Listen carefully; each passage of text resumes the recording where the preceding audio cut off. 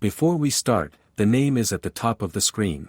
She stares at the small, glowing orb floating before her and lets out a dry laugh. The thing claims to be God and is insisting she travel to another world. No, thanks, she says flatly. The orb tilts slightly, as if confused, and asks why not, pointing out that the others it summoned could not wait to go. She waves her hand with a tired smile and says she is over 30 now, long past the age for such whims. The orb flickers, its light pulsing with irritation, and tells her the world it guards is in peril, it needs her to save it. She would have to fight with spells or a sword. She blinks in disbelief. Manga characters do that all the time, but her. Nizamori Tasika Nashi, 33 years old, should be dozing off with a book in her hand right now, not standing here arguing with a glowing ball. She asks if it is sure someone like her could handle saving a world. The orb assures her this is not a dream. It already sent others, chosen at random, and they all went eagerly. She replies that those people were probably younger than her. The orb admits they were teenagers, brimming with energy and excitement, diving headfirst into adventure. For a moment, she imagines herself in their place. If she had been invited then, perhaps she would have gone. But at her age, she knows better than to rush into something like this. She asks what exactly she would have to do to save this world. He informs her the humans he sent there are saviors. They gain incredible powers when they enter that world. The magic they build is strong enough to unite countries. He would like her to use it to restore the world's harmony. She seems taken aback by the vivid picture the orb paints in her mind. For a brief second, her eyes flicker with something like curiosity, but she quickly shakes her hand. Nah, no can do. The orb's glow dims, almost sulking, as if her refusal personally offends it. She apologizes and explains once you are over 30 you have built a life for yourself. She doesn't love her job, but it is stable, the pay is good and she is on good terms with people. There would be more cons than pros to starting over in a new world. She would be throwing away all the practical knowledge and social skills she has learned. But then the orb declares that, regardless of her protests, she is going. This is non-negotiable. She gapes at it and argues that she cannot fight, that she has never even held a sword. The orb hums as if considering and then replies that it will be fine if she reads, A Quiet Life, perhaps, but having another savior on standby could come in handy. She stares at him, now visibly nervous, and asks if she really has to go. He replies without hesitation that she has no choice.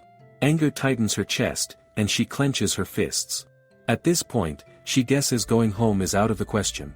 But then the orb announces, almost smugly, that in return, it will grant her a wish. One wish for every savior before she leaves. Weapons, physical strength, beauty, whatever she wants. He asks if she has a dream she would like to fulfill. She blinks, her voice softer now as she repeats the word dream. After a moment of thought, she asks if it would be alright if she just lies low in that world. The orb replies that is perfectly fine. She then asks if she could make several wishes, and he answers sure, sounding far too casual for a being claiming divine authority. He even adds that everyone before her assumed they could make only one. She asks why he never corrected them, and he replies why should she? Silence falls between them. She presses her lips together, realizing she is getting off track. Fine, she needs to make her wish.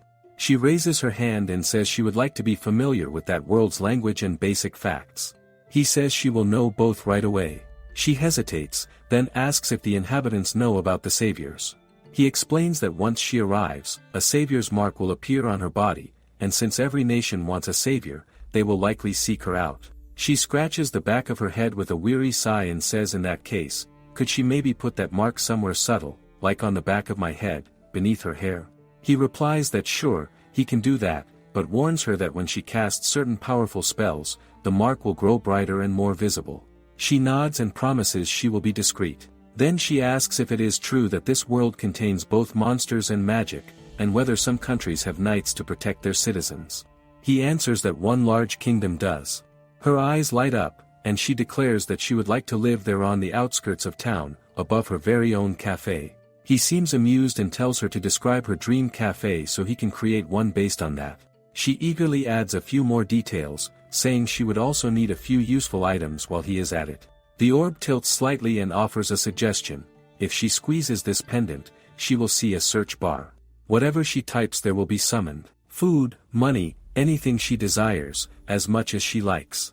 Her wish list for the cafe is, admittedly, annoyingly specific, but he insists this will let her make the most of it. She thanks him and then asks if the pendant could return to her automatically if she ever loses it. He replies that he will grant it that power too. She nods, satisfied, and then asks again, just to be sure it will actually summon anything she wants, right? The orb twitches, suddenly flustered, and hurriedly says that they have covered everything important, haven't they? She narrows her eyes suspiciously, glancing at him as she asks if she will be able to use magic right away. She means the powerful spells he mentioned earlier. That quiets him for a moment. When she presses him on it, he finally admits this is the first time anyone has asked. Basically, she will have magic but she will not know magic. She looks at him completely clueless, not following his explanation at all. He sighs and says he will use a comparison. If this were a video game, she would have unlimited MP, but no spells to cast. Just having magic power, he explains, does not mean she can start a fire or summon lightning out of nowhere. She tilts her head and asks how she is supposed to learn spells, then. He replies that she will need either a teacher or a magic textbook. Thinking for a moment, she then says she would like the ability to use the strongest defensive magic right away. He gives a casual nod and assures her that he will make sure she knows it from the start. Before leaving, he tells her that he is counting on her. She glances up, realizing she has asked for everything she could possibly think of needing, and then suddenly everything goes still and before she can blink, she finds herself lying on the floor of her new house. Her new life begins. It is exactly what she imagined. The cafe and kitchen occupy the first floor, while the second holds a washroom and a cozy bedroom filled with sunlight. Shelves line the walls, offering more storage than she could ever use. When she steps to the window and looks outside, her breath catches in awe at the quiet beauty waiting beyond the glass. According to that orb god, this kingdom is called Othel. It is a large country surrounded by high walls and protected by snow. It is apparently pretty peaceful thanks to the knights who defend from monsters. She stands by the window, watching the narrow dirt road winding away into the distance, and wonders if it leads to the nearest town. That, she decides, is something to figure out later. For now, her gaze drifts back to the cafe around her. It feels cozy but quiet perhaps. She doubts this spot will draw in crowds, but that might not be a bad thing. She does not want to run herself ragged, after all. Then she remembers her necklace and pulls it from under her shirt, smiling. She gives it a little squeeze and murmurs that she would like to add her own personal touch. In an instant, a small, elegant bar counter appears before her eyes, polished to a shine. She sighs in delight. Emboldened, she asks for reading nooks with partitions like the ones in manga cafes, and in a blink, they spring into being, cozy corners perfect for hours of quiet retreat. Feeling pleased, she turns toward her room and says she would like a nicer bedroom too. The moment she steps inside, it is already transformed, filled with warm furniture, soft sheets. Looking around, she wonders what might still be missing. She plans to lend books to customers, so perhaps a spell to keep them in mint condition would help. A magic book that tells her when guests will arrive would be nice, too. She has already enchanted the fireplace with contained flames to prevent accidents, but now she realizes she will need a stable as well. Horses are the most common form of travel here, after all. When she steps outside, the chill bites into her skin, making her shudder. Clearly, a warmth barrier would be useful. She casts one, sealing the cafe in gentle heat, and hurries back inside. Now, standing in the heart of her new cafe, she looks around at everything she has created. It feels warm, inviting, and entirely her own. She realizes she won't be having any customers anytime soon, so she pulls a few books from the shelves, deciding to do some reading and start studying magic. Just then the door opens and a man in a cloak steps inside. She watches in awe as it's the first time she's seen someone actually from this world. His face is fine-boned, almost unreal, like a model. Her gaze drifts to the sword at his side, and she quickly asks if it's real. He only quips, yes. Only now does it sink in, she's really in another world. Somehow, the thought makes her smile. With blushing cheeks, she tells him, welcome to her book cafe. He looks stunned, watching her quietly. Meanwhile, the orb observes from afar, satisfied that she made it there safely. Lately, it's been sending one odd case after another. The last girl it sent posed a different kind of problem. She ended up in Othel too. Well, he thinks everything should be fine. Or so he hopes. The man appears momentarily surprised but quickly regains his composure, asking if he may leave his horse in the pasture beside her stable. She replies that he may, it can graze as much as it likes. There is an anti-theft barrier in place, she adds. Once again, he is caught off guard. Such a spell requires advanced magic, but he responds in a composed tone that it is good to know. His gaze drifts across the shelves, and he remarks that she mentioned this was a book cafe. She confirms it, explaining that he may relax and read anything he wishes. Protective magic keeps the books in perfect condition, she says, so he may enjoy them freely while having a meal. He gasps softly when his eyes fall upon the book she holds, asking if that one is not out of print. She answers that it is. She wished to read it herself, so she searched everywhere until she managed to find a copy. Then she asks if he would like to read it. He responds that he most certainly would. He takes the book in his hands, he can hardly believe he has found it. She tells him to sit wherever he likes and to read for as long as he pleases, adding that he is her very first guest. Then she hands him the menu. He notices the variety, so many teas, sandwiches, scones, pancakes, even the entrees sound tempting. After a moment, he tells her he would like a breakfast sandwich and a tea. She walks toward the kitchen. First things first, she needs fresh ingredients. She squeezes the pendant, and they appear instantly. Then she begins chopping and preparing the food. For the finishing touch, she channels healing magic through her hands, and the meal is complete. Meanwhile, he sits casually on a sofa, already engrossed in his book. But as she returns and places the cup beside him, he straightens slightly. Turning to her, he admits that it smells wonderful. She tells him to drink as much tea as he likes, the pot will refill automatically. He looks momentarily stunned but manages to thank her.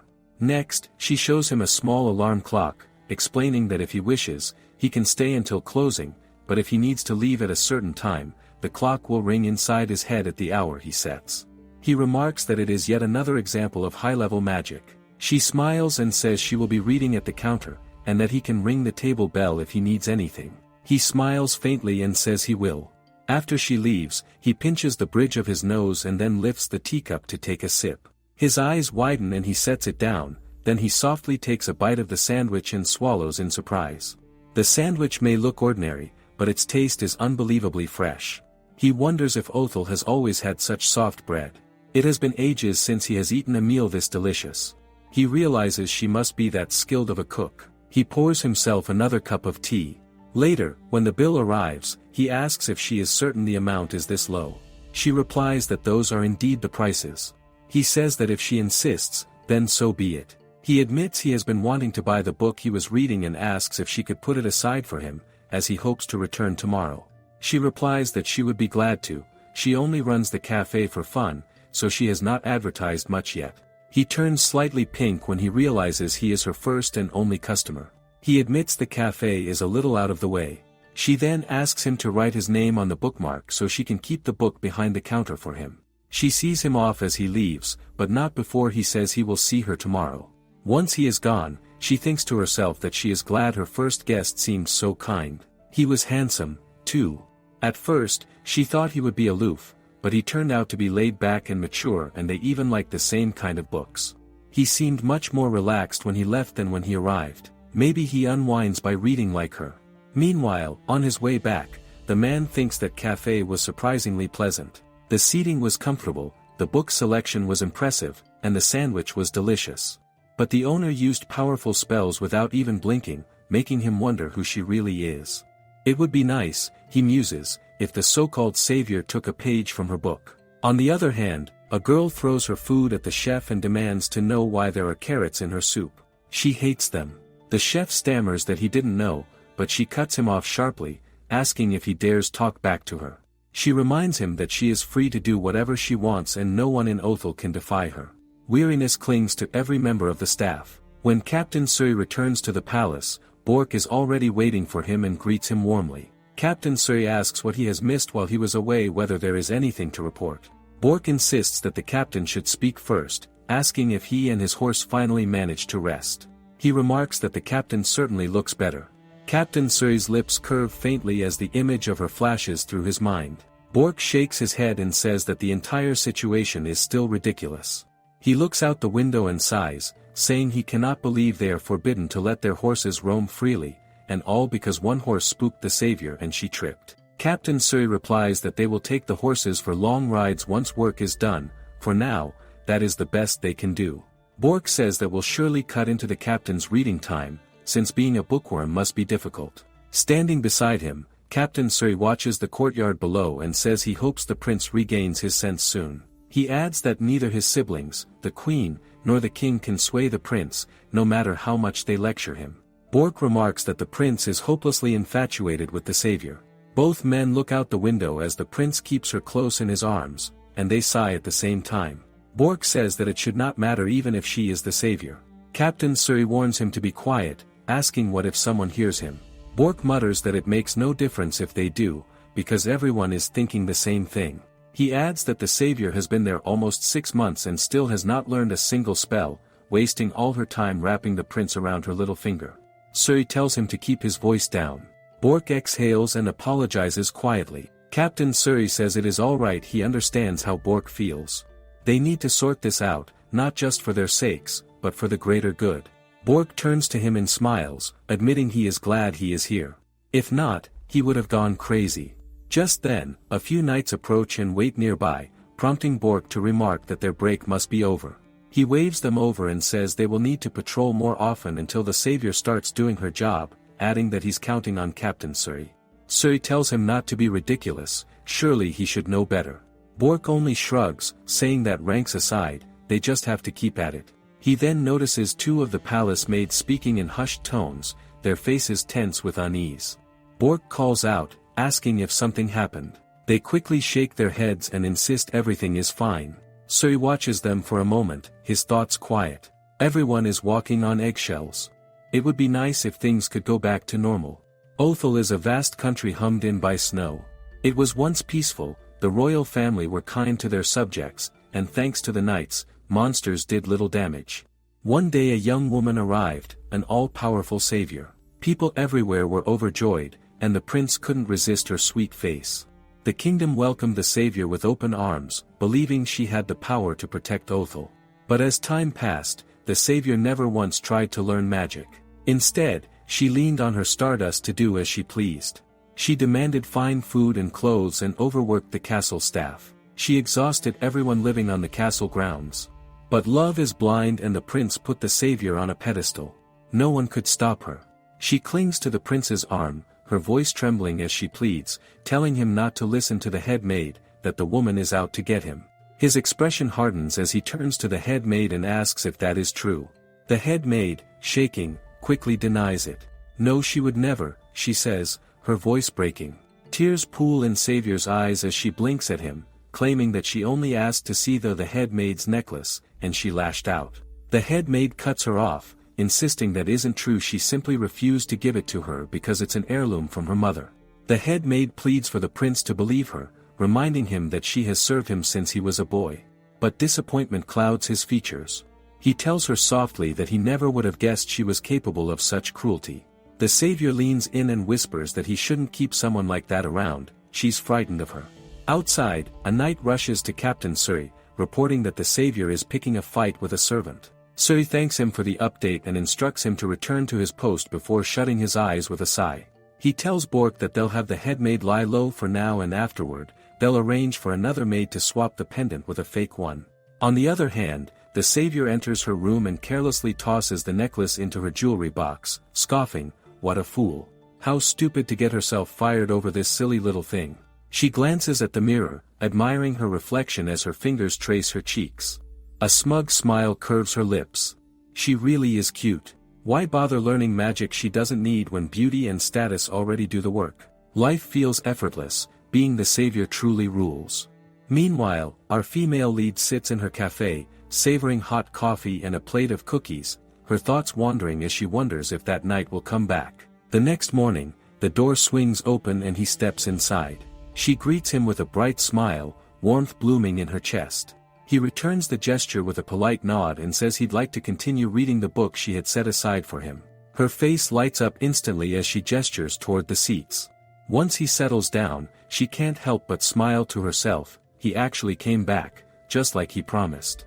She hands him the menu, and this time, instead of a small order, he chooses a full meal. Perhaps he intends to linger. When the food arrives, he takes the first bite and his eyes widen in surprise. Without a word, he dives in, savoring each mouthful. Watching his silent enthusiasm, she finds herself smiling again. From then on, he came back almost daily. His visits varied in length, but he always seemed to want to stay longer. One morning, as she serves him his meal, she mentions that the book he recommended was wonderful. He says they must share similar taste. She studies him for a moment, then asks if being the captain of the knights keeps him busy. He replies that it depends, before calmly taking a sip of his tea. He adds, almost as an afterthought, that he appreciates her habit of garnishing his food with healing magic. It's an impressive, high-level spell. She giggles, surprised that he figured her out, saying she only thought it might help him feel a little better. He nods, saying he's glad he discovered her cafe by chance. The knights recently lost access to the training grounds where their horses used to exercise, and he was out riding when he happened to stumble upon this place. She realizes that must be why he had looked so stressed that day. Later, she wonders if there's anything she can do to help and heads to the castle town market. Her pendant could summon supplies for free, but she enjoys shopping.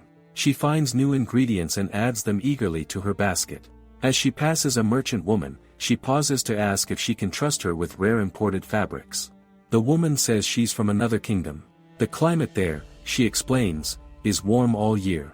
She doesn't mind snow once in a while, but living in constant cold seems dreary. Tsukina smiles and wishes her safe travels. On her way back, the woman's words linger in her mind. Winter really never ends in Othel.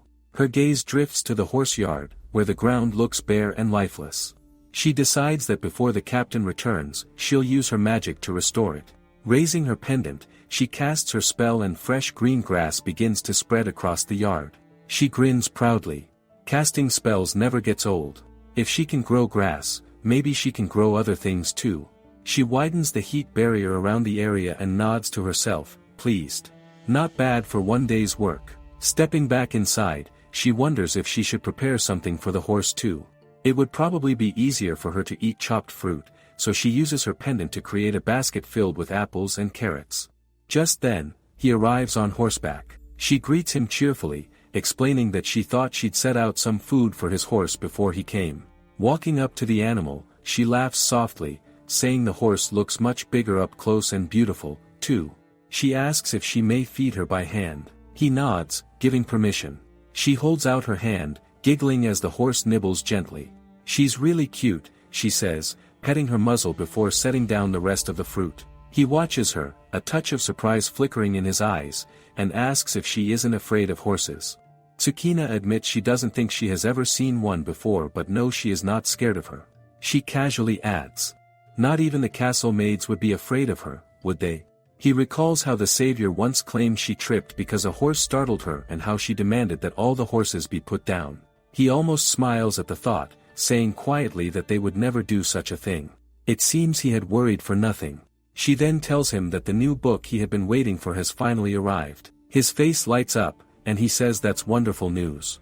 Pointing toward the yard, she asks if he'd like to read outside today. When he looks, he sees a charming setup, a wooden table and chair beneath a blooming tree. She explains that she added a bit of open-air seating, though it's rare to see such a thing in Othel, where snow rarely melts. Still, reading out here could be a nice change. He glances up at the tree and remarks that its blossoms are beautiful. She tells him proudly that they're imported cherry trees. He turns to her, smiling softly, and says she truly is remarkable. Her cheeks flush instantly, and she spins around, muttering that she will go fetch his book and the menu. Once inside, she presses her back against the door, her heart thundering. She exhales shakily and murmurs to herself that she simply cannot handle handsome men. Later that day, when Captain Suri returns to the palace, Bork is already waiting for him with a knowing smirk. It doesn't escape him that lately, the captain always returns looking far more relaxed than when he left. Something is definitely up. Suri asks if there's anything to report. Bork replies casually, nothing at all. The captain narrows his eyes and asks what's with that look on his face. Bork only strokes his chin thoughtfully and thinks something is fishy.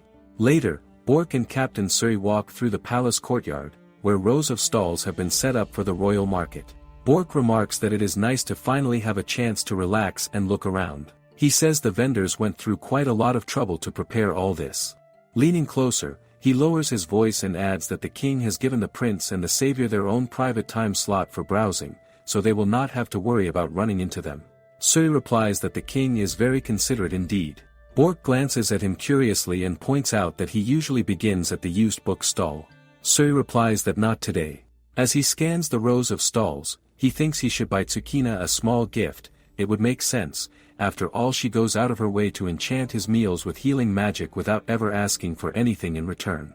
Still, he is uncertain about what to pick. He looks over the stalls filled with trinkets, jewelry, and fabrics, but nothing seems quite right. A necklace or earrings might be too flashy, and he would rather not choose something that could get in her way at work. After a moment of thought, he settles on something modest yet thoughtful. He turns to the merchant and quietly asks if she could wrap it for him. The merchant blinks at his choice but quickly nods, saying she will wrap it right away. When he takes the small box tied neatly with ribbon, several attendants nearby exchange curious glances.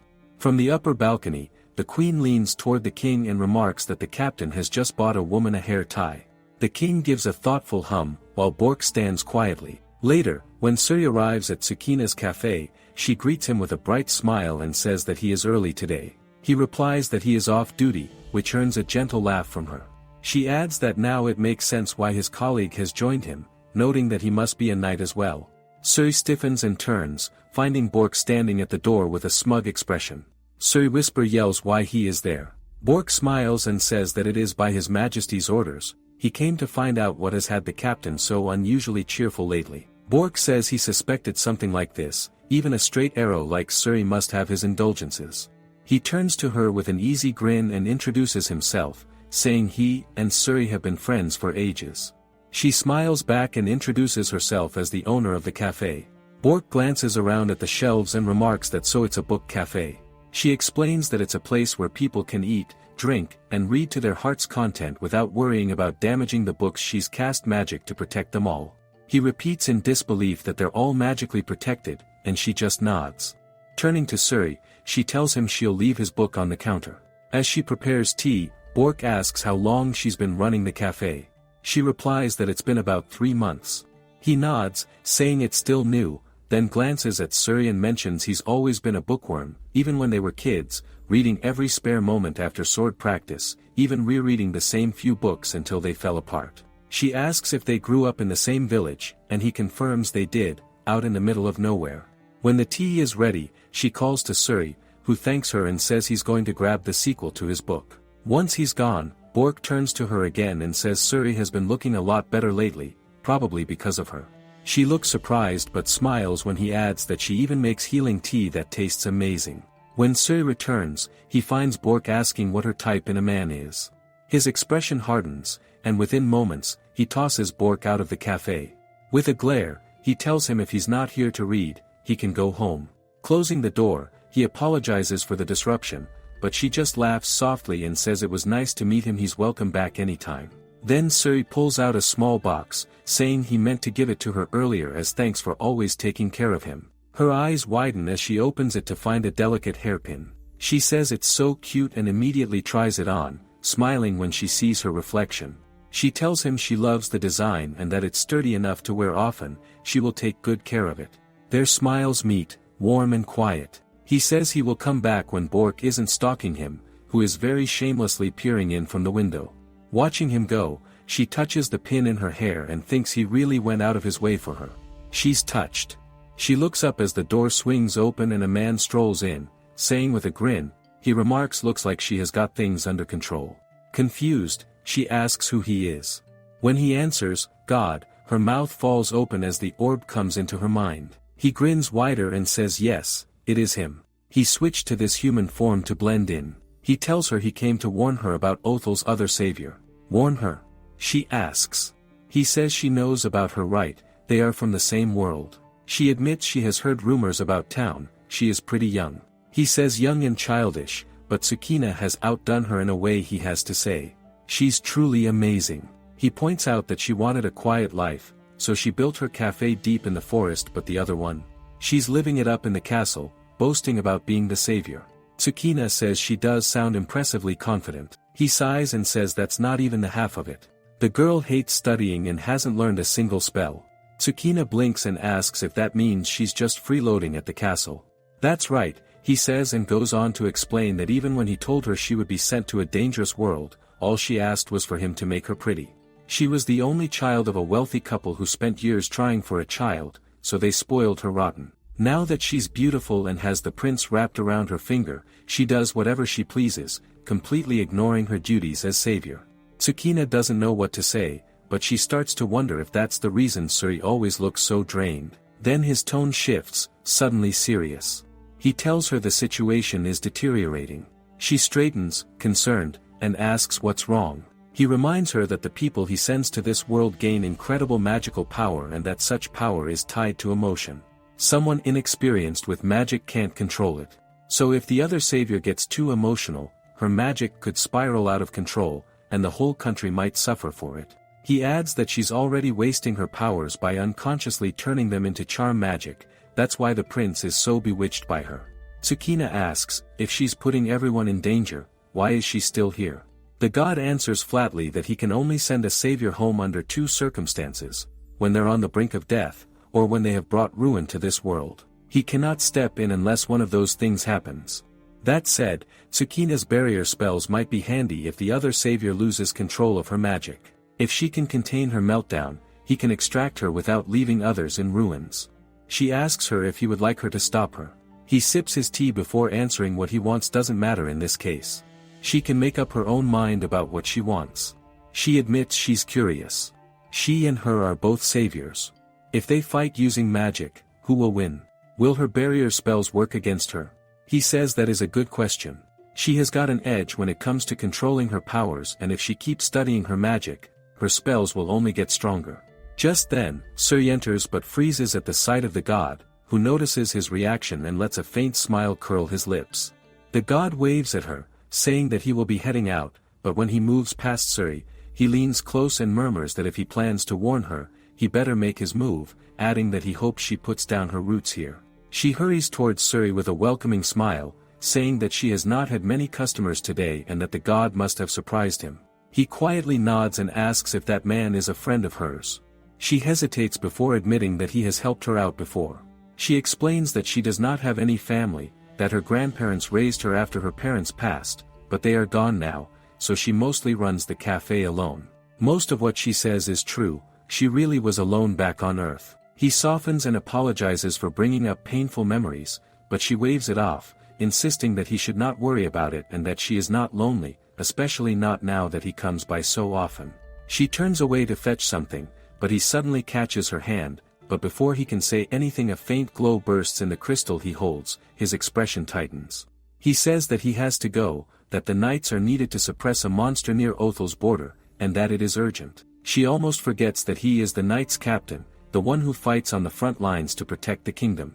Without hesitation, she casts a quick spell, rushes to him, and presses a softly glowing marble into his hand, explaining that it is a barrier charm that will protect him and telling him to be careful.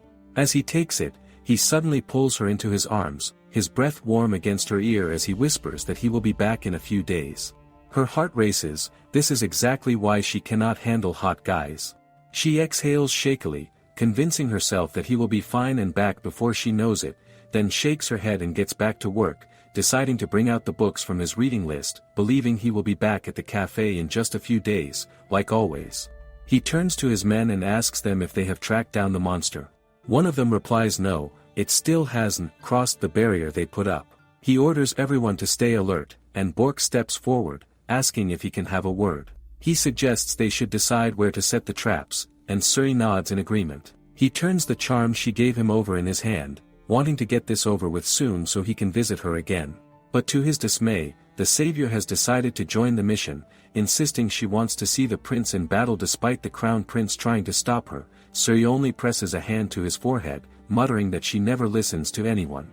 Suddenly, a soldier comes running, panting and pale, and reports that the northeastern barrier has broken and a pack of wolves is heading toward them.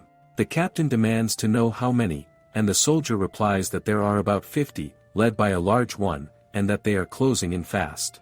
Even in this tense moment, Bork teases that at least they are making good time, earning a sharp look from the captain, who declares that it is nearly time to slay the beasts and orders everyone to take their positions and prepare for battle.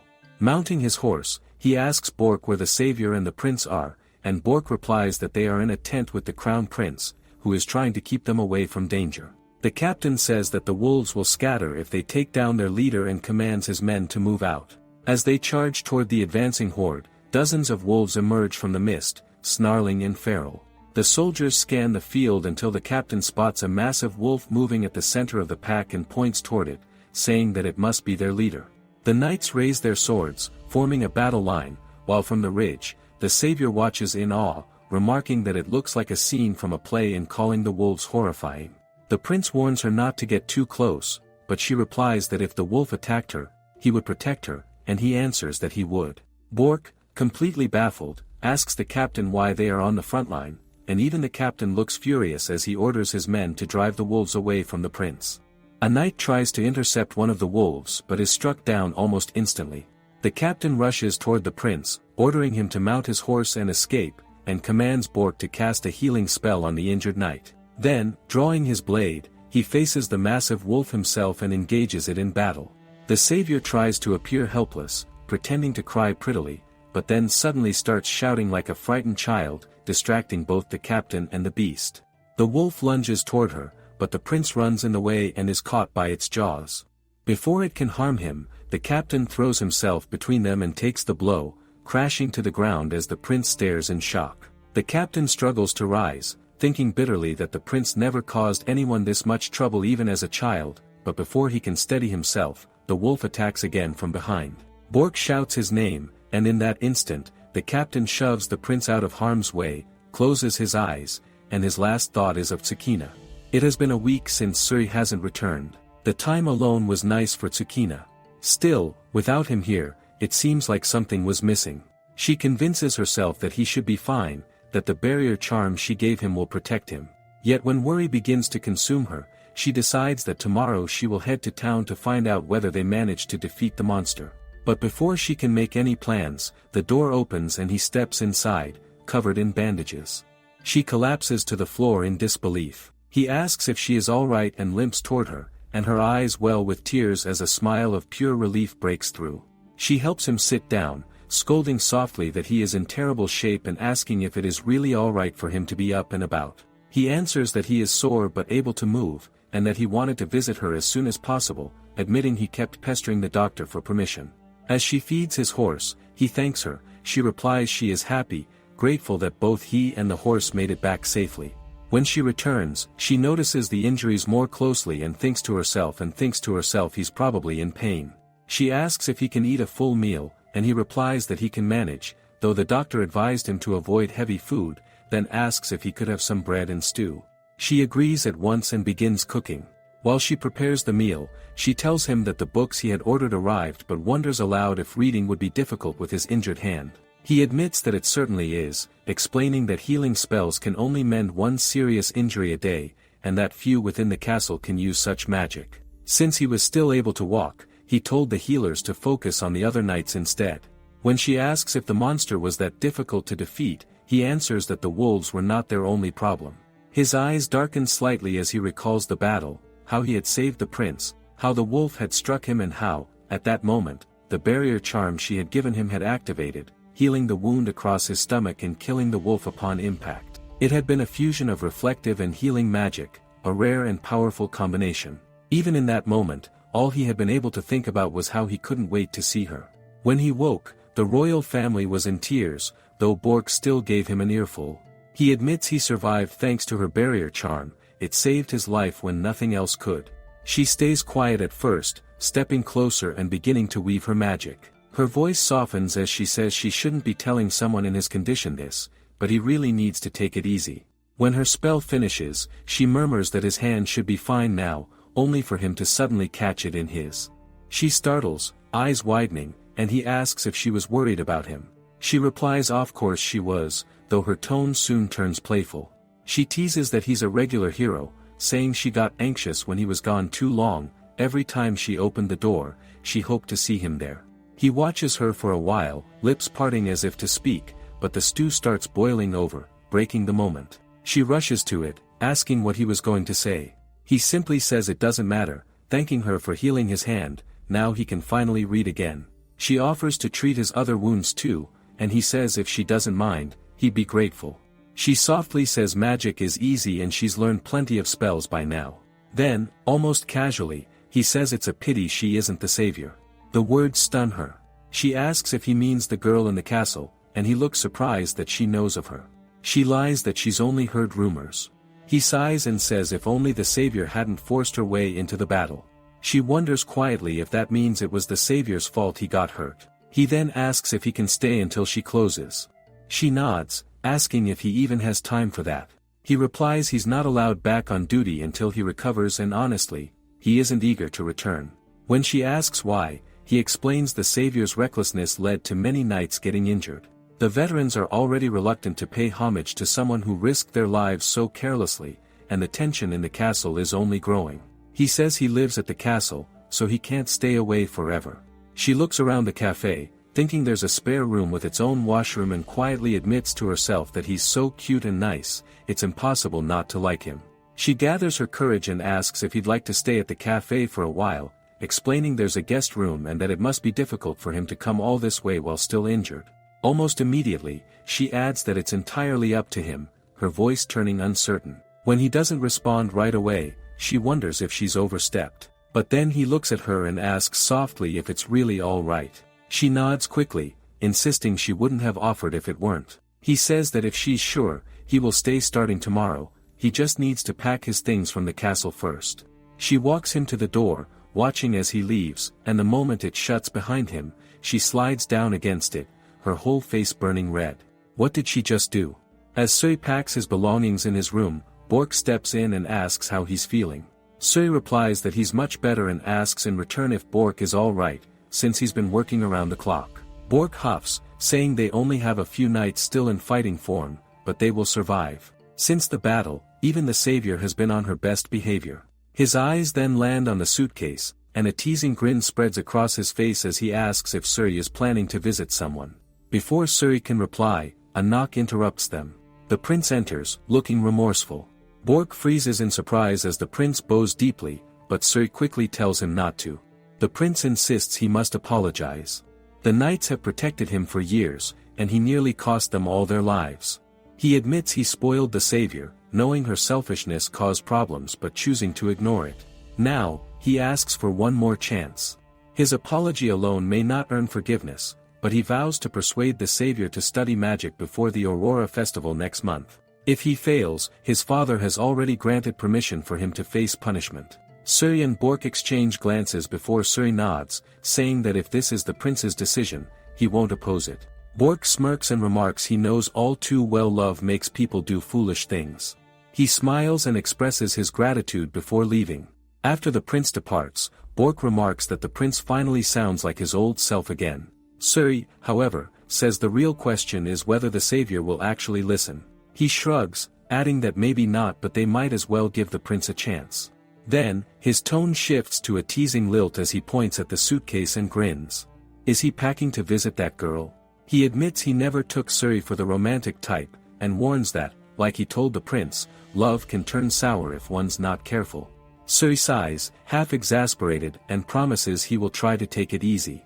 When Bork finally leaves, he quietly admits to himself that perhaps his friend is right, this does feel like trouble brewing. Later, when he arrives at the cafe, she greets him warmly, saying she's been looking forward to his visit. He smiles, thanking her for inviting him. She gently uses her magic to ease the lingering pain in his wounds, and afterward they sit together, reading and discussing the books he had requested. She brings him a cup of tea, and in a quiet moment, he reaches out and absently takes a strand of her hair between his fingers. She startles, and he immediately pulls back, murmuring an apology for startling her. He admits he's simply glad she likes the hair tie he gave her. Her cheeks flush as she stammers that she loves it. Her blush deepens further as she wonders if it's just her imagination or if they truly are getting closer. When he mentions that he still owes her thanks to her healing, he's almost completely recovered. He adds that next time she needs to run errands, he'll come along to help. She smiles and agrees, saying they can go together. She had planned to summon groceries with her pendant but decides against it, it would probably seem strange. Instead, he suggests they ride his horse, only for her to point toward the window, where the animal is fast asleep under the sun.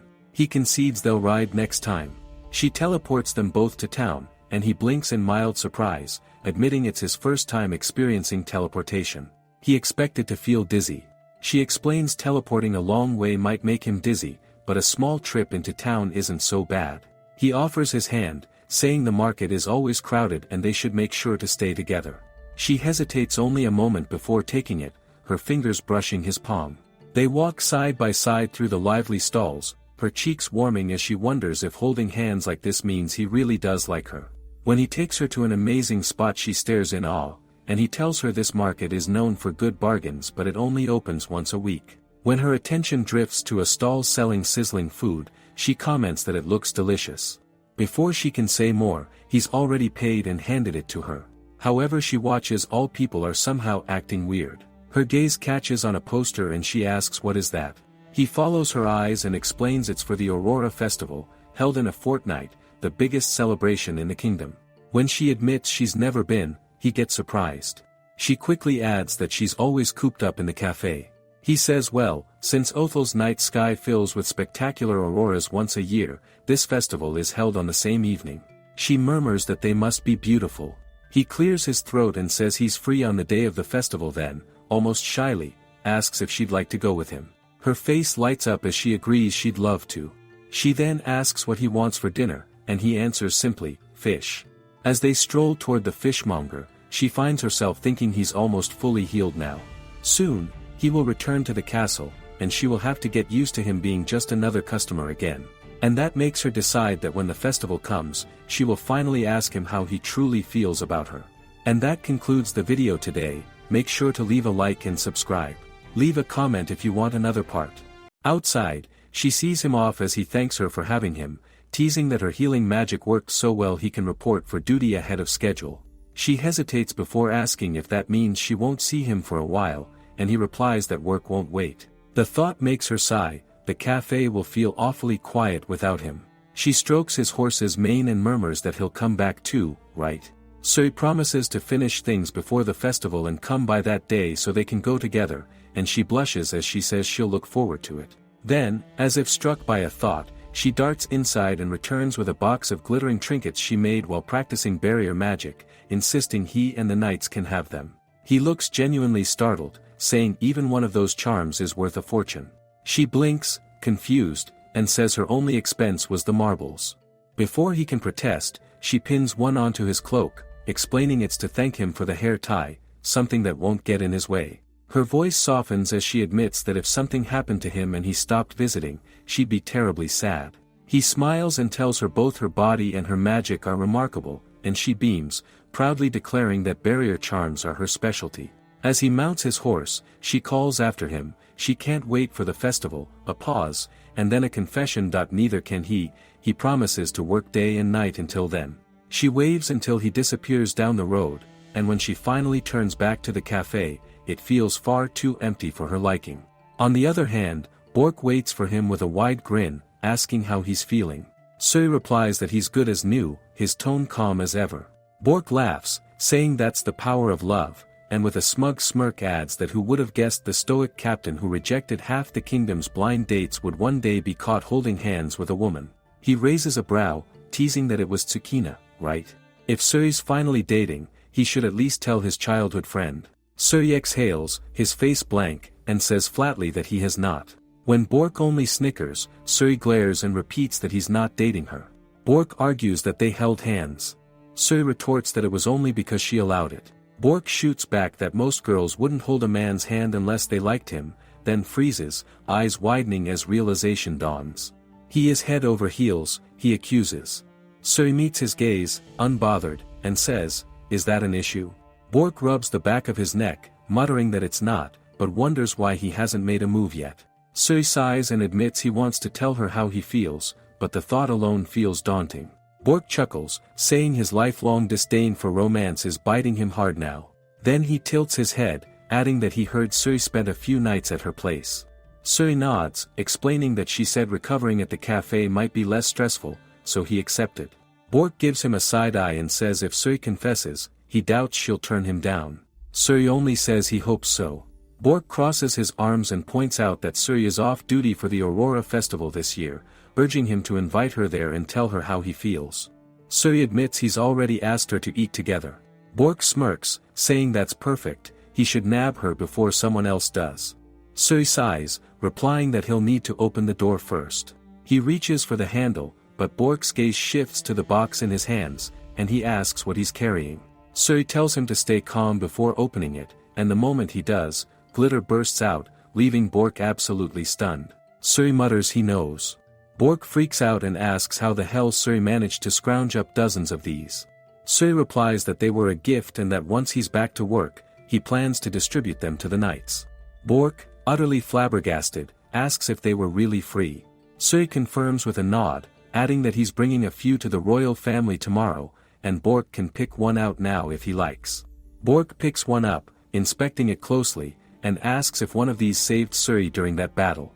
Suri answers yes, it was a present from Tsukina, and she made this one too. Bork looks up in surprise and says that she's the one who healed Suri's wounds as well. Her magic must be incredible. Suri admits it is, and adds that she's even more reclusive than he is, she hadn't even heard of the Aurora Festival. Bork lets out a whistle and says it's a miracle the two of them even met. Suri starts gathering some papers, but Bork snatches them from his hands, insisting that he should help out and will take this pile. Suri protests, saying Bork already covered for him while he was away and that he's stretched too thin as it is. Bork only grins, waving off the concern, and says it's fine, he just wants Suri to focus on sweeping her off her feet. The remark makes Suri chuckle in the end, despite himself. Tsukina dove into researching saviors and discovered that when they use great magic, a symbol like Savior's mark on their body appears. She takes off her glasses and murmurs a spell under her breath. At once, her magic flares to life, and a glowing symbol shimmers into existence on the back of her head, radiating with soft, pulsing light. She stares into the mirror, tension clouding her face, and mutters that she had prayed to God to conceal her Savior's mark, but if the symbol has appeared above her head, then everyone will know that she is a savior. So much for secretly using her powers to clean after the other savior. A long time ago, a savior lost control of their magic, and a symbol like a savior's mark covered the sky. It left the country in ruins. Tsukina grabs her head with both hands, panic rising. Uncontrolled magic, how dangerous could that be? She's in over her head. He risks his life protecting others while she just sits here doing nothing.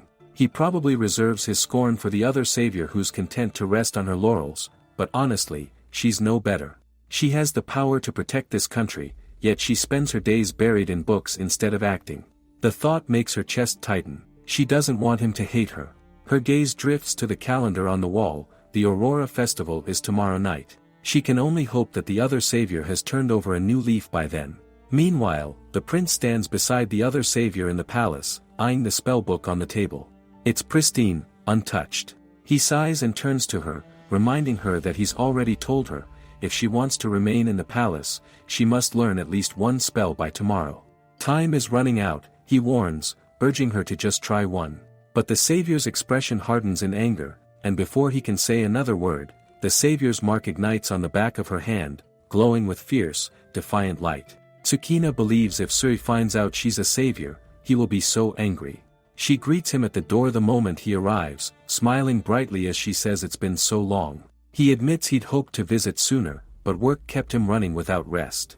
She studies his face, concern softening her eyes, and asks if he's all right. He glances at her with a faint smile, saying he's perfectly fine. He was just dead set on seeing the auroras with her. Her lips curve into a smile at that, calling it kind of him, but before she can process what's happening, he reaches for her hand and, in one smooth motion, pulls her up onto the horse with him. Her eyes widen as she finds herself pressed close to him, high above the ground. His voice lowers as he looks into her eyes and murmurs that they'll ride to the festival together. There's a stable there. Her face burns red, and she can only nod. She then quickly changes the topic. It's her first time riding a horse. He assures her she will be fine as long as she holds on to him, then pulls her a little closer. Her cheeks grow even hotter, her mind spiraling. Who would want to read about a 30-something heroine losing her composure like this? When they finally arrive, she exhales in relief, convinced her heart couldn't have handled much more. He mentions that the market vanishes after an hour, so it'll open soon, then asks if she'd like to take a short walk in the meantime. He tells her he views the auroras from the same spot every year and extends his hand to her. She takes it, convincing herself that holding hands on a dark path is only practical.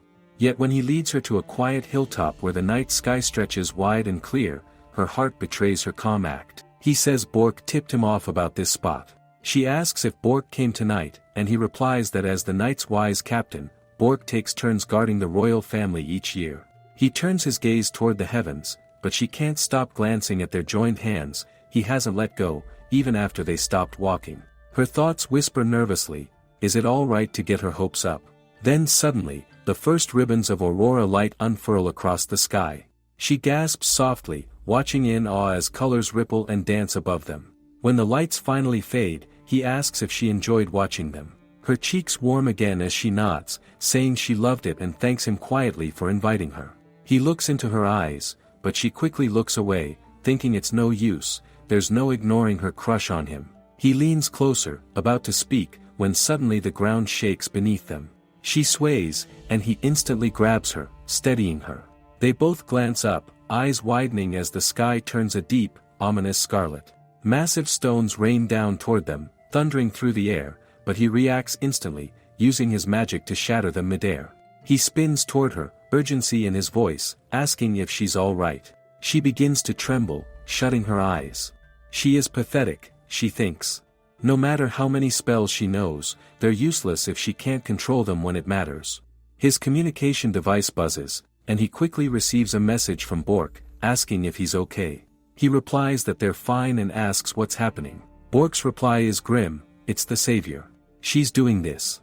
Tsukina's face pales as she recalls the book's warning, this is what happens when a savior loses control. Bork continues, saying that she would rather let others crumble than learn magic. Then, her voice slices through the chaos, screaming from behind him, why should she? Her mommy and daddy said she can do whatever she wants, and if she doesn't want to do something, she doesn't have to.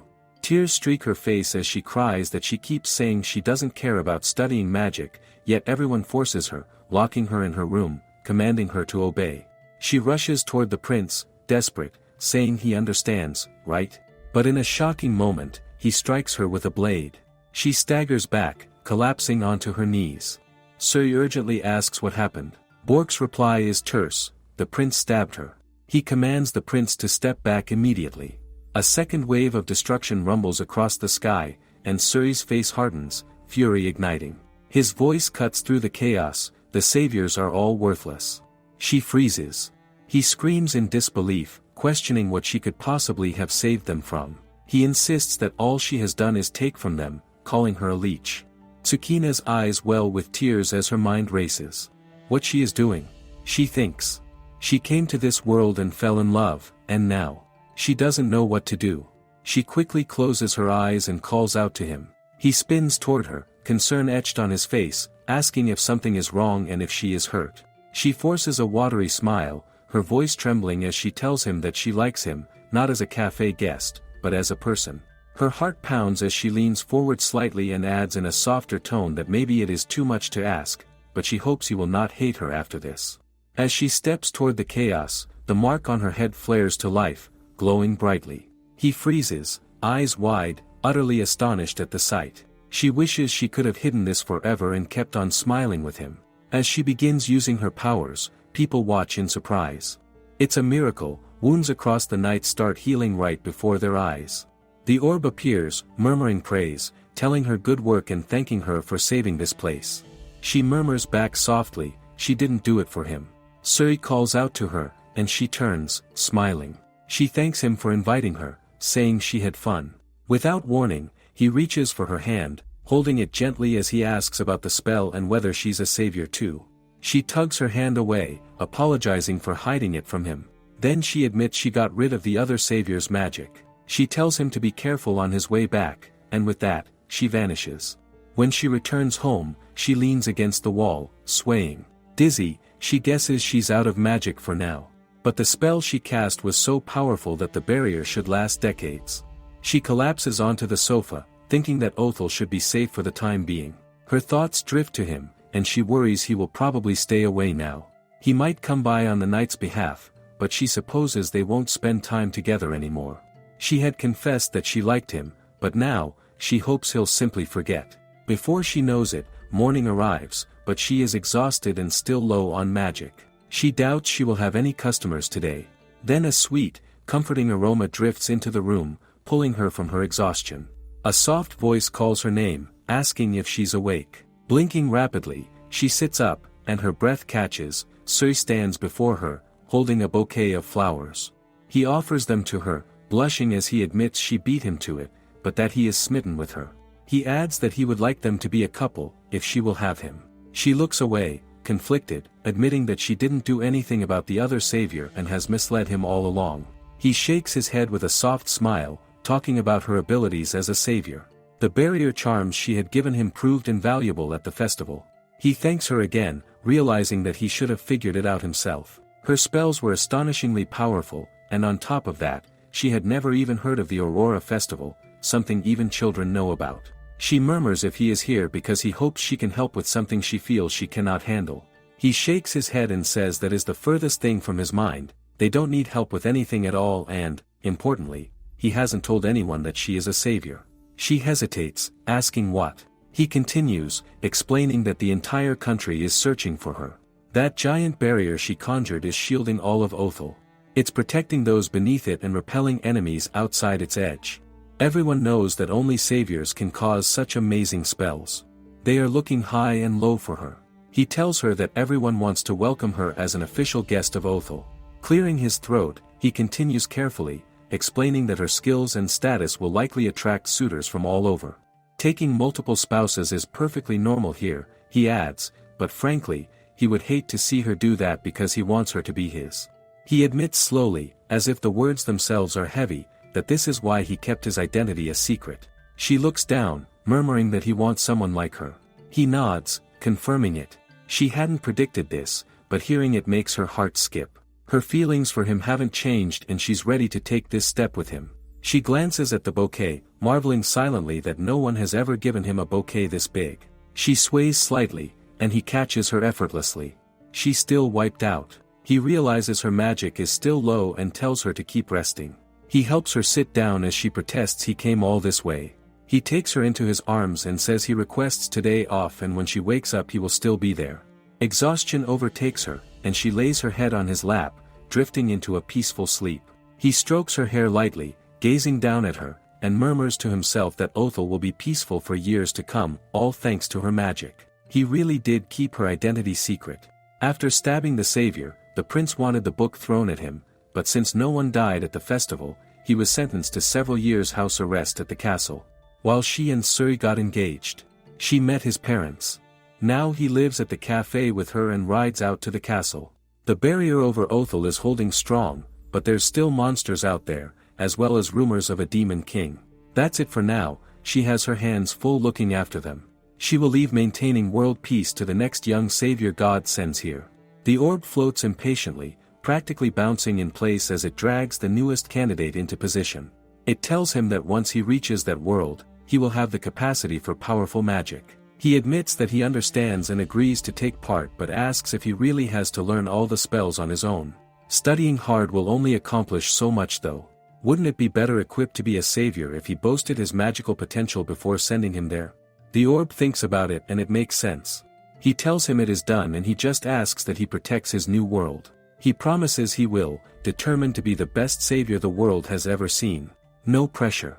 The orb floats back, muttering to itself that it has been ages since it sent such a promising savior. He seems overexcited, and it hopes he isn't all talk. Far away, in Othel, a land blanketed in snow, Tsukina moves behind the counter of her small, tucked-away book cafe. She hums softly as she prepares breakfast, thinking it is almost time. Then footsteps echo down the stairs. She hasn't lived alone for months now. Suri appears at the bottom of the stairs, smiling. She smiles, cheek warming as she greets him. They plan to get married soon. He yawns and she points out he seems tired. He apologizes and she smiles, telling him not to. She put healing magic in his tea like always. He is still handling the aftermath of the recent savior scandal. A savior dallying with all his younger prince caused that crisis. That girl refused to learn the spells her role required. Instead of studying magic, she made herself at home in the castle. The prince eventually put his foot down and the savior was so mad her magic spiraled out of control. When she was on the verge of destroying Othel, God finally retrieved her. Tsukina had to use grave magic to make sure no one got killed during that incident. That's when Suri realized she was a savior. She thought he would be angry and stop visiting the cafe. Thankfully, he did not. He accepted her and concealed her status as a savior from everybody. Everyone in Othel, the knights in the order included, is still recovering from the savior scandal, so while he and she are engaged, they haven't set a wedding date. During work hours, they leave their engagement rings somewhere safe so nothing happens to them. He sips her soup and says the soup really warms him up. No matter what happens, their love holds strong. The windows rattle under the force of the wind. He comments that it's a windy day and mentions that they're supposed to get sun later in the week. She says that if the weather improves soon, she'd like to read outside. He agrees it's a great idea and adds that he should look over the new books she's stocked. As she walks him to the door, he asks if she will visit him at the castle today. She replies she will come by tomorrow instead. He mentions that her barrier charms and healing magic have been invaluable to the knights. She smiles, glad that her efforts mean something to him. He leans closer and drops a gentle kiss on her forehead before leaving. She touches her own forehead, murmuring that she used to think she would never marry but life always has surprises. When she returns to her cafe, the orb is waiting. He smiles apologetically, admitting that he owes her one after the savior fiasco. She asks what happened to the girl he took back. He says only that she won't return and leaves it at that. He doesn't mention anything about her engagement, which makes her wonder if he had been spying on them. He sips the tea she serves and comments that, given her reluctance, it's amusing how competent she has been as a savior. She mumbles that she hasn't fought monsters or anything. He asks what she imagines saviors do. She replies with the typical video game answer: travel, slay monsters, and maintain peace. He explains that saviors in this world have a different role. People see them as individuals capable of wielding powerful magic to help in emergencies. More than that, their presence stabilizes their surroundings and encourages prosperity. They are people whose very existence keeps the world in balance. Either way, he says, she has been a big help. He tells her she should spend her time however she likes. Then he adds that it's time to check in with the other country's saviors. As he leaves, he turns and casually mentions that he sent Othel a new savior. Later, during dinner with Suri, he remarks that he never tires of her homemade meals, they always lift his mood. She admits that's what keeps her going when she cooks. He tells her about the new savior who appeared at the castle. Curious, she asks what he's like. He replies that he's a very cheerful young man in his 20s. After the previous savior scandal, everyone remains wary, but he seems determined to learn magic. For now, the castle assigned him a tutor. They will see what happens. She says so that was his first impression of him. He brings the drink closer to his mouth and mumbles he seemed quite determined. The barrier magic she cast will protect Othel, but it won't hurt to have another savior around. She laughs and says that is true. He starts to say something but trails off saying it is nothing. He's probably overthinking things. He just hopes he stays determined. He does think he means well. Things should go better this time. Before leaving, the god told him unless they request a specific country, he picks a savior location randomly. But with one rule, he doesn't send saviors to that large country in the east. She asks him why not. He replies their ruler wants to use a savior's power to conquer the world. If he is not careful, a huge war could break out. At any rate, that land is anxious for a savior, and they probably know about her great magic barrier. She should be careful. The new savior seems eager to help safeguard this world. He might surprise them and resolve the dilemma with Othel's neighbor. She beams and says he's really that committed. He raises an eyebrow and remarks she is unusually upbeat. An eager savior sounds perfect to her. She doesn't want to rehash the savior scandal. She pulls a book from the shelves and tells him she might read it next. He grins and says it's a real page-turner, especially the part with the end. She tells him to stop, and he laughs, teasing that he's joking. She wishes these peaceful, joyful days with him could last forever or at least as long as possible. Later, she arrives at the palace.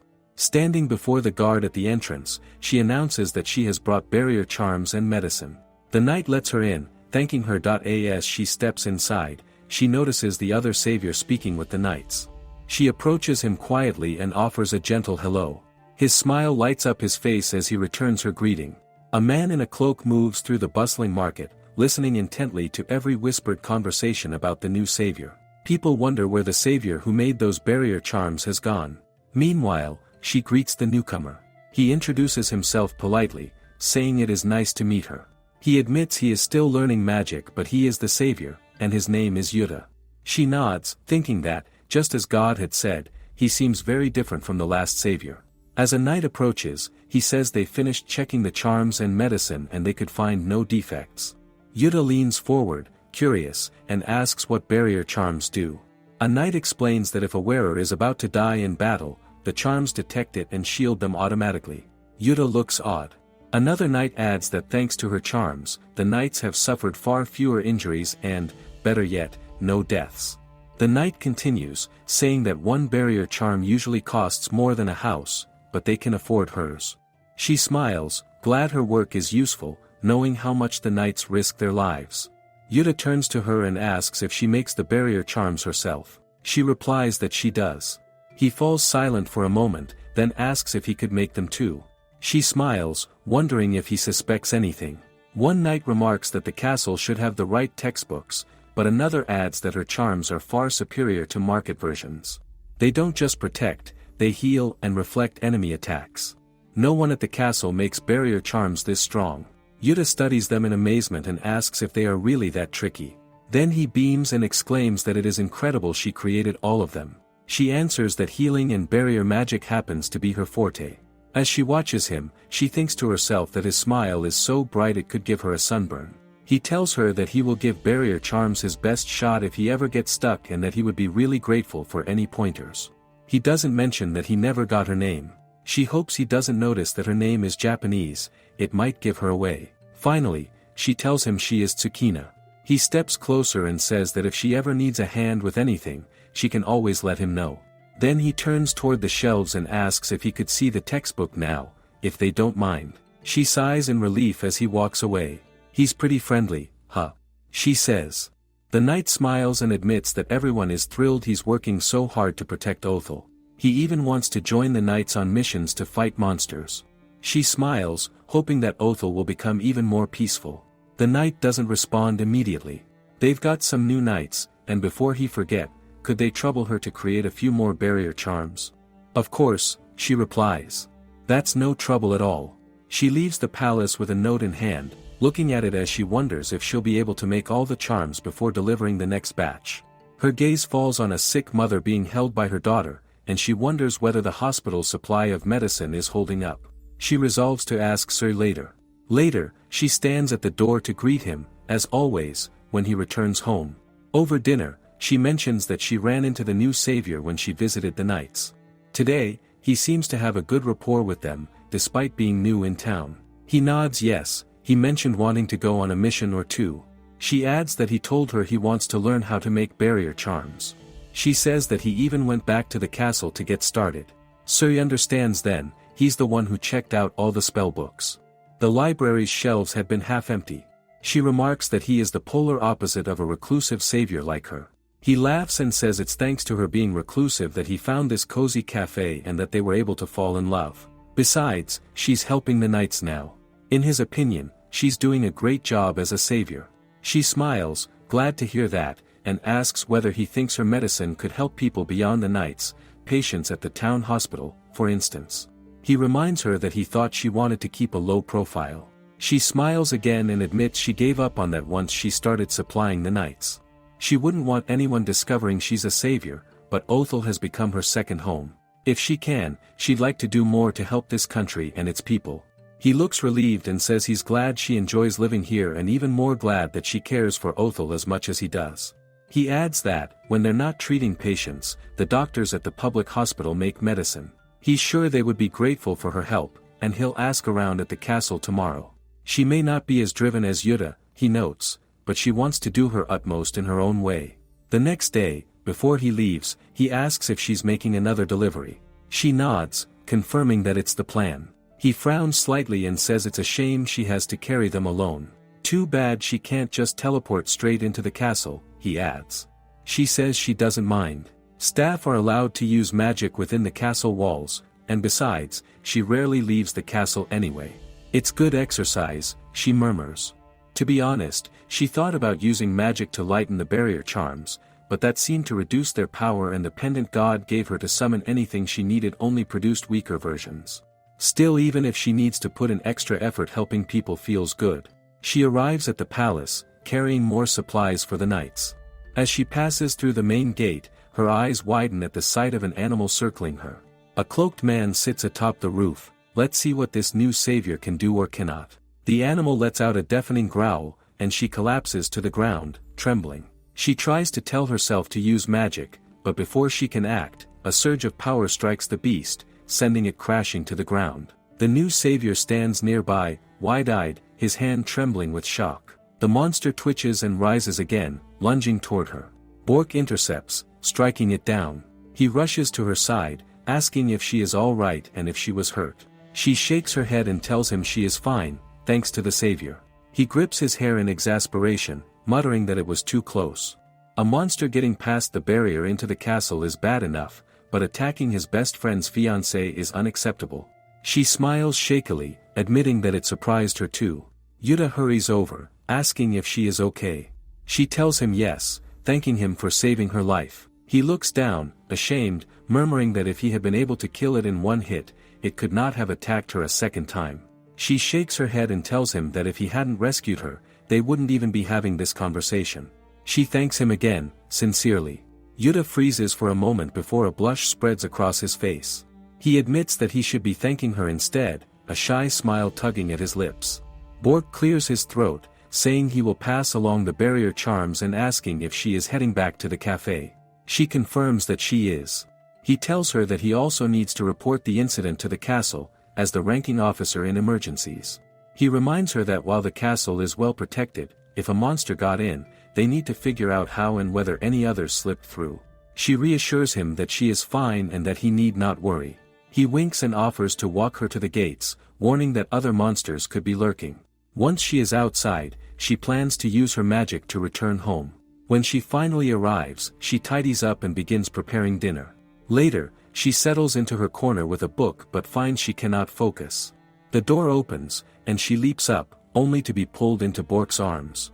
He asks if she is hurt. She shakes her head, admitting that she is okay but that she had been scared. He apologizes, saying he could not get home any faster. She tells him not to apologize, noting that she knows he is busy and that if he had left early, she would have had to send him back. He hugs her again, and she feels his heart pounding, realizing that he must have rushed home as quickly as he could. Over dinner, she asks what the monster had been. He replies that they are not sure. When the grounds were searched, no others were found, and the barrier and castle defenses remained intact. He explains that someone likely brought the creature in, and reassures her that the knights are stepping up to watch over the town. They will be nearby if anything else happens. She thinks back before there was a barrier, were the townsfolk scared of those monsters? When she came face to face with once, she was terrified. She snaps out of her thoughts when he calls her name, but her mind drifts again, wondering if there's more she could do. As she washes the dishes and he dries them, she asks if anyone at the castle knows she used magic to heal his injuries. He replies that they all do. She asks if she can pitch in when his men are injured or running low on healing magic. He replies sure, that would be great. After that attack, no more monsters showed up at the castle. Still, she got used to seeing the knights patrolling around town. And theirs were not the only faces that became familiar. When she arrives at the palace, Yuda waves at her and offers to carry the boxes. She thanks him. He brushes it off, saying that helping people is part of a savior's duty. On the way, a maid thanks him for carrying laundry the other day. He beams and says it was no trouble, anytime. The gardener chimes in, mentioning that the flower bed he had weeded is finally budding. He promises to check on it later. A few knights pass by, asking if he's going to train and if he wants to join. He laughs, saying he will join them in a bit.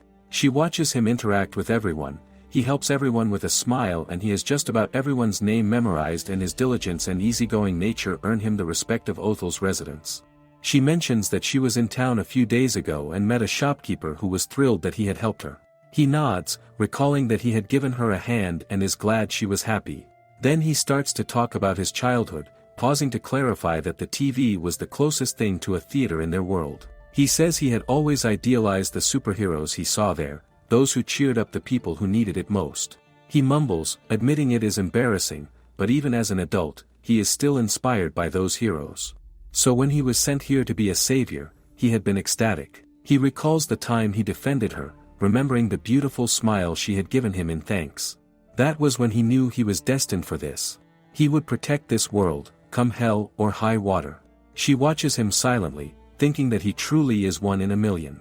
She vows to cheer him on. He had saved her life back then, and she will never forget it. They had that chat a few months ago. If she bumped into Yuda during a delivery run, he would carry the shipment and they would make small talks en route to the knight's headquarters. He tells her he's learning this spell today and after that he will switch, but then he trails off before admitting his magic tutor says he cannot make barrier charms. He guesses his magic is just too strong. It shatters even the toughest charm materials.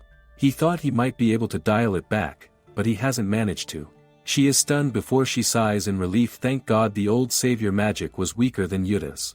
He smiles at her and says he is tagging along next time the knights go to Cull Monsters, so he will need to borrow a few barrier charms.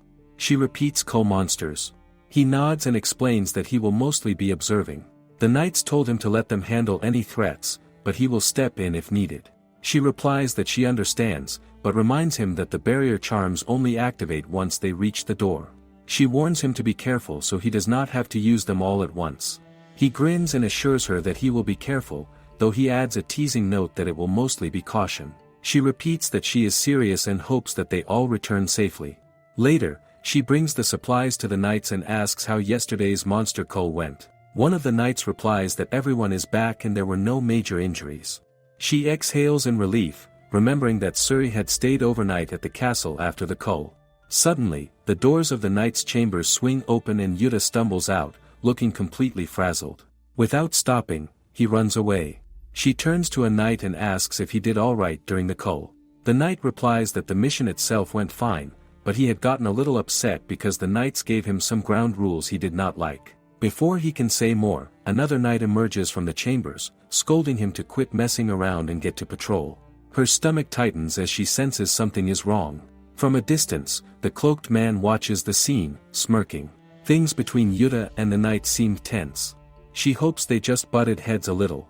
She reads a book and thinks, doesn't the sequel to this come out this month? She cannot wait. The sign out front says Bookie Cafe, but since Suri moved in, Bork has been their regular and he only comes by now and then. That enchanted tea spot wasn't for her. She has learned lots of spells she would have used if the cafe had more customers, but she hasn't had a chance yet. The cloaked guy stands outside her cafe in heavy snow. She remains oblivious to it, thinking inside that she created a special doorbell charm for Suri and since then she hasn't heard the chime for customers once. At this point, is this even a cafe? Just then, the bell chimes, announcing a customer. The person in the cloak steps inside and asks if the cafe is open. Silky silver hair frames their face, and their skin is incredibly fair. They are as striking as Suri, but in a completely different way. She tells them they can take a seat wherever they like. The gesture brings back memories of when she first met Suri, and a small smile tugs at her lips. They ask if customers are allowed to read any of the books. She explains that the books are magically protected, so anyone can read and eat without worrying about staining the pages. Impressed, they move to a table and say she has got a quiet library. She stands there with a menu and an alarm clock. She tells them only the person who sets it can hear. She looks at them realizing they look and sound so androgynous and wonders if they are male or female. They look up at her and tell her they will have the soup of the day with bread. As they step inside to warm up, she smiles and remarks that today is certainly chillier than usual. She then asks what she can get them to drink. They reply that they will take whichever black tea blend she recommends. She had seasoned today's clam chowder with ginger for extra health benefits. Snowstorms were often when Suri came home, and she had learned a variety of soup recipes to pass the time. When she places the food before them, they thank her. Their eyes wander to her library, and they comment on how impressive her rare book collection is. They add that they've been looking forward to a particular title. She smiles, glad they found it here, and tells them to stay and read as long as they like. As they move toward the counter to leave, she lets them know that, if they want, they can write their names on a bookmark to reserve any book they're reading. They assure her that they've managed to read a lot today and likely won't be back for a while, but they would love to visit again when possible. She smiles, thinking she hopes they do. Her gaze shifts to the clock and she realizes Suri will be home soon, so she decides to start preparing dinner. Later, he checks some books, and she informs him which ones arrived today. He comments that they look intriguing. She almost forgets to ask, during the monster cull, did anything happen with Yuda? He asks if things seemed strained at the castle. She confirms that Yuda had been brusque with the knights. He explains that he had assisted on that mission. Looking back, Yuda had spotted another monster, but the knights had told him they had already met their quota, and besides, it was another country's territory, they needed permission to engage the monsters there. Yuda had looked surprised and argued that the creature could attack someone at any moment. How could they just ignore it? One of the knights had shrugged and said that Othel had made pacts with several countries regarding locations and quotas for monster culls. Sui adds that he had headed over when he heard about the argument, but by the time he arrived, they were already shouting at each other. Tsukina asks if everything would be alright. He reassures her that it will be, the knights know Yuda means well. He notes, however, that the knights he argued with were relatively new. Chances are they couldn't sway him because they weren't yet convinced of Othel's stance. That's probably why things escalated. She asks if he would have reacted the same in their shoes. At one point, he admits that he supposes so. Even now, he doesn't fully agree with every rule. Aside from that, Utia was helpful during the monster cull. So he will have the higher-ups talk to him. She brings the tea and says hopefully they will smooth things over. He says he would do it himself, but he has got to focus on that monster that got into the courtyard. She asks him if he has made headway on that. He replies yes, he needed to catch him up. They think that whoever pulled that monster past the barrier came from a Hagar, a country bordering Othel. She realizes that must be the land God won't send saviors to. He continues that just before she got to this world, Hagar requested an alliance with Othel under conditions strongly in their favor. They wanted to reject the proposal, but Hagar is a large nation with a powerful army. If they refuse, they might have used that as a reason to attack them. They said they needed to mull it over further then, after the savior's scandal Othel was in rough shape. But since her great magic barrier can neutralize almost any attack, Otheln was able to refuse the alliance thanks to her, their defenses are a lot stronger. Hagar's rulers may suspect that the barrier creation led them to decline, so it is quite possible someone from Hagar used that monster to assess the barrier or the savior. She asks then don't they stand a chance of learning that she's a savior? He replies they are probably focused on Yuda since they know about him. He guesses they looked into the last savior too. She thinks from what she has heard, she couldn't have helped them that much. He warns her she should still be careful though if something happens, even if it is minor. She looks up at him with wide eyes, making him ask if something happened. She replies nothing big. A new customer visited the cafe today. He asks what did they look like. She exclaims, beautiful with porcelain skin and silver hair, but she couldn't tell their gender. They looked and sounded androgynous. He says well, unlike Othel, Hagar is hot year-round. Its citizens are usually dark-skinned. She says her customer probably wasn't from Hagar then. He states well someone who would stick out in Othel could change their appearance with magic, there's no need to be anxious. But if he ever thinks she's in danger he wants her to teleport outside the castle. She replies she will. To be honest, she thought things were getting more peaceful. He assures her Othel is more peaceful thanks to her barrier as well as her charms and medicine. He smiles and reminds her she is secretive about being a savior, but she is working hard anyhow. She blushes, and thanks him. When she talks to him, her worries vanish. He then says on another subject, next time he's off work, should they go someplace? He may be busy, but he can take time off. The two of them ought to take a trip one of these days. He clears his throat and admits he would rather Yuda did not take all her attention. Her cheeks warm and she leans against his abs and says sounds good. The next day, as Tsukina arrives at the palace with the shipment, she spots Yuda. He looks dull, even now, his shoulders slumped slightly and his expression weighed down. She walks toward him, carrying the boxes in both hands. Yuda notices the weight of the boxes and quickly reaches out to take them from her. Here, let me, he says, smiling warmly. She realizes immediately that he's pretending everything is fine. As they walk together, Yuda asks have she ever heard about the savior who made the barrier? Tsukina scratches her head nervously, her voice barely above a whisper.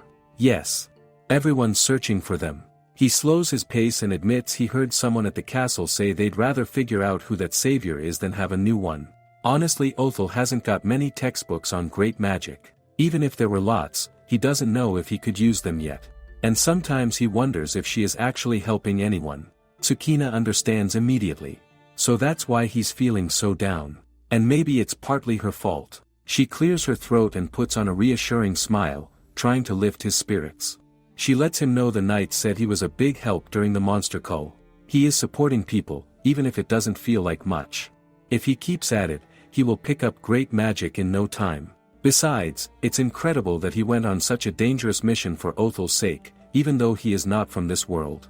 Yuda listens attentively, his eyes following her every movement, and she realizes he's starting to come around. Her words seem to ease him, even slightly. She continues, her voice softer now, and she happens to be the first person whose life he saved. She couldn't have defended herself against that monster fast enough. It's because of him that she is alive. So thank you again.